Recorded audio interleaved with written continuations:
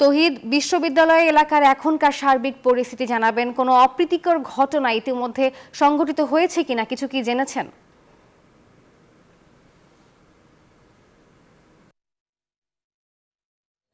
ধন্যবাদ নাফিসা। সকাল থেকে আসলে কঠোর নিরাপত্তা বেষ্টনী গড়ে তুলেছেন বিশ্ববিদ্যালয়ে যে সমস্ত প্রবেশ পথগুলো রয়েছে সেখানে আইন শৃঙ্খলা রক্ষাকারী বাহিনী। পরিচয়পত্র ছাড়া আসলে কাউকে ভিতরে প্রবেশ করতে দেওয়া হচ্ছে না।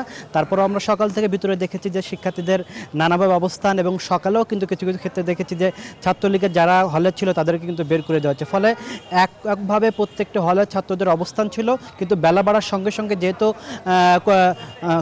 প্রশাসনের পক্ষ থেকে নির্দেশনা দেওয়া হয়েছে যে ক্যাম্পাস ছাড়া নির্দেশনা দেওয়া হয়েছে সন্ধ্যার মধ্যে, সে কারণে কিন্তু আস্তে আস্তে ক্যাম্পাসগুলো অনেক শিক্ষার্থী কিন্তু হল ছাড়তে শুরু করেছে। বড় অংশে আমরা দেখেছি অনেক শিক্ষার্থী আস্তে আস্তে হল ছাড়ছে। পাশাপাশি কিন্তু এখনও অনেক শিক্ষার্থী রয়েছে কোটা সংস্কারের দাবিতে যারা আন্দোলন, তাদের কিন্তু সংখ্যাও কিন্তু একেবারে কম না, তারাও কিন্তু এখনও ক্যাম্পাসের ভিতরে রয়েছে। এছাড়া জানিয়ে রাখি, একটু আগে 3:30 পরেই মূলত যে তাদের প্রতীকী কফিন মিছিল ছিল, বা সেই মিছিল কফিনটা নিয়েই মূলত নীলক্ষেতের গেট দিয়ে কিছু শিক্ষার্থী, কোটা বিরোধী আন্দোলনকারী শিক্ষার্থী, তারা কিন্তু প্রবেশ করেছে। তো এছাড়া আরেকটা বিষয় জানিয়ে রাখি, পাশেই নীলক্ষেত গেটের পাশে যে এফ রহমান হল, সেখান থেকে একটু আগেই আহত অবস্থায় একটা ছেলেকে এই হল থেকে নিয়ে হাসপাতালে নেওয়া হচ্ছে। তারা দাবি করছে যে হলের ছাদ থেকে পড়েছে বা বিভিন্ন ফ্লোর থেকে হয়তো পড়েছে। এখন কিভাবে, কাদের মাধ্যমে আক্রান্ত হয়েছে, কি প্রক্রিয়া হয়েছে, সে ব্যাপারে আসলে বিস্তারিত জানা যায়নি। তবে আইন শৃঙ্খলা রক্ষাকারী বাহিনীর এখানে আমরা কিন্তু সকাল থেকে তৎপরতা দেখেছি। কোনো রকম পরিচয়পত্র ছাড়া কাউকে ভিতরে প্রবেশ করতে দেওয়া হচ্ছে না। এর বাইরে আরেকটা বিষয় জানিয়ে রাখি যে হয়তো কিছু কিছু ক্ষেত্রে অনেক সময় সাধারণ শিক্ষার্থীরা নানা পরিচয়ে, অনেকের কার্ড না থাকা সত্ত্বেও একসাথে দল বেঁধে প্রবেশের চেষ্টা করেছে, কিন্তু আইন শৃঙ্খলা রক্ষাকারী বাহিনী কিন্তু সেখানে তৎপর ছিল। তারা কিন্তু এই শিক্ষার্থীদের প্রবেশে কিন্তু বা যারা পরিচয়হীনভাবে বা কার্ড নাই এমন শিক্ষার্থী যারা প্রবেশের চেষ্টা করেছে, তাদের কিন্তু খুব শক্তভাবে এগুলো প্রবেশ বন্ধের চেষ্টা করেছে।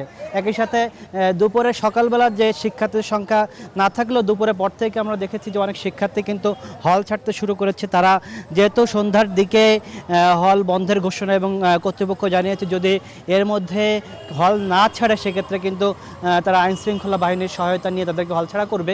সেক্ষেত্রে কিন্তু অনেক শিক্ষার্থী আসলে হল ছাড়তে শুরু করেছে। দেখেছি বিভিন্নভাবে তারা যাচ্ছে যে তারা আসলে বাধ্য প্রশাসনের এ ধরনের উদ্যোগে। তারপরেও কিন্তু যারা এই কোটা সংস্কার আন্দোলনের সাথে জড়িত বা নেতৃত্ব পর্যায়ে রয়েছে, তাদের পক্ষ থেকে বারবার বলা হচ্ছে যে তাদের দাবি দেওয়াগুলো পূরণ না হওয়া পর্যন্ত তারা কিন্তু রাজপথে থাকবে।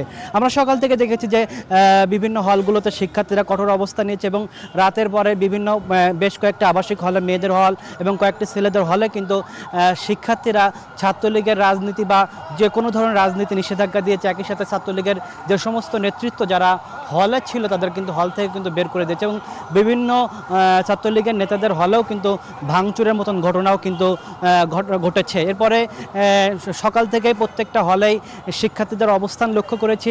পাশাপাশি তাদের মধ্যে একটা শঙ্কার জায়গা ছিল, যেহেতু এককভাবে রাতের মধ্যে অধিকাংশ হলগুলোতে সাধারণ শিক্ষার্থীদের দখলে রাখার ফলে এক ধরনের আতঙ্ক তাদের মধ্যে তৈরি হয়েছিল। হয়তোবা ছাত্রলীগ আবার আসার পরে হয়তোবা সংঘাতের সৃষ্টি হতো, যে কারণে তাদের মধ্যে যারাই সাধারণ শিক্ষার্থী যারা ক্যাম্পাসে, তাদের মধ্যে এক ধরনের উৎকণ্ঠা বা উদ্বেগ ছিল। একসাথে কিন্তু থমথমে পরিবেশও বিরাজ করছিল। সব কিছু মিলায় সাধারণ শিক্ষার্থীদের যারা কোটা বিরোধী আন্দোলন, তারা কিন্তু এখনও রাজপথে রয়েছে, এবং একটু আগে প্রতীকী কফিন নিয়ে তারা ক্যাম্পাসের ভিতরে কিছু শিক্ষার্থী প্রবেশ করেছে। পাশাপাশি কিন্তু প্রশাসনের পক্ষ থেকে যেহেতু হল বন্ধের নির্দেশ দেওয়া হয়েছে, ক্যাম্পাস বন্ধ থাকবে, সেক্ষেত্রে অনেক শিক্ষার্থীও দেখছি ক্যাম্পাস ছাড়তে শুরু করেছে। তো এই ছিল নীলক্ষেত থেকে আমার কাছে সবশেষ তথ্য। নাফিসা। তৌহিদ, আপনাকে ধন্যবাদ।